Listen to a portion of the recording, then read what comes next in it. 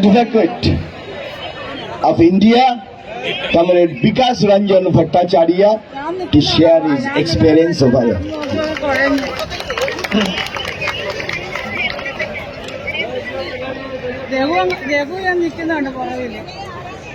Good morning, my friends. I am very happy to see that India is here.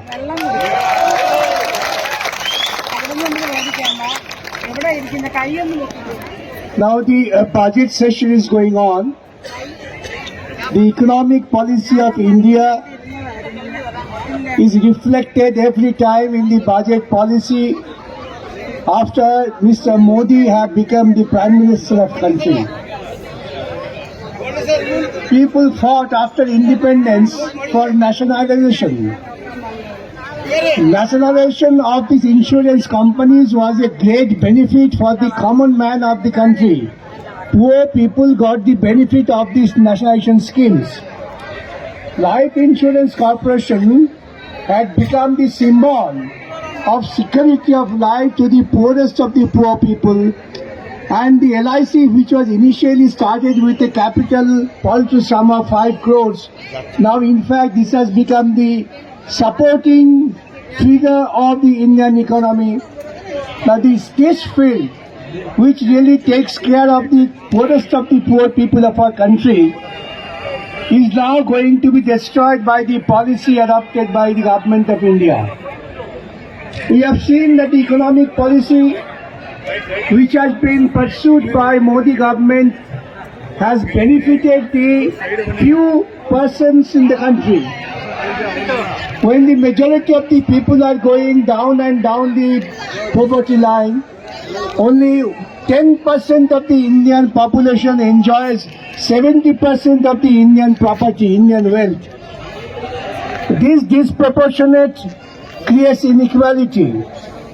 Our constitution talks of economic democracy, economic justice. Our constitution has provided for that the government should take steps to remove these inequalities and gradually try to minimize the gap between the upper income and the lower income.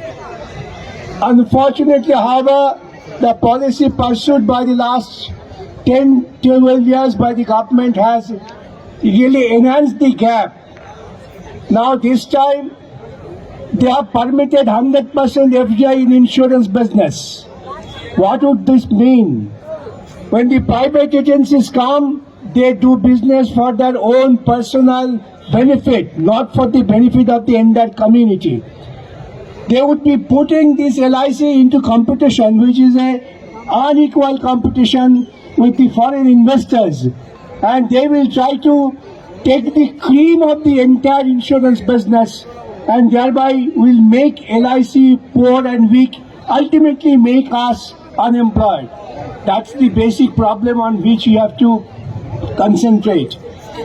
Now the policy of having a cap at the age, the upper limit of age for having insurance policy, that is also another negative impact in the insurance business vis-a-vis the people who are having a longer life. Medical science has improved. Medical science has given a longer life. Now a person doesn't become only useless and helpless on attainment of their official age of retirement. That's only just an indication. But the people who are not being allowed to take the benefit of the insurance, therefore we all pray, we all demand that the government should take a rational policy and the capping on the insurance business has to be removed, and people has to be ensured that where there is lack of social security by the government, the insurance business and particularly LIC could provide them the security, and this business has to be not only protected but this has to be encouraged to take it further and to the farthest corner of the country and to the poorest of the people. That should be the attitude. But the economic policy, everybody is here, they will speak on this. I am not going to take much of your time.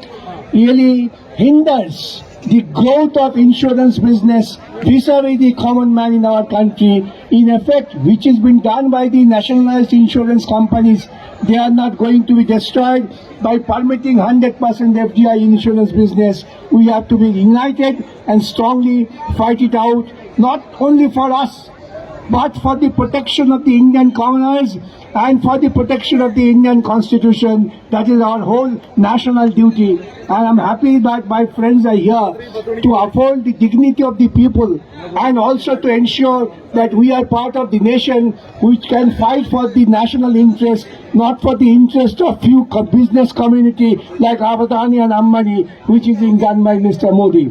I will conclude by saying, please get united. Don't get divided in terms of religion. Don't get divided in terms of caste.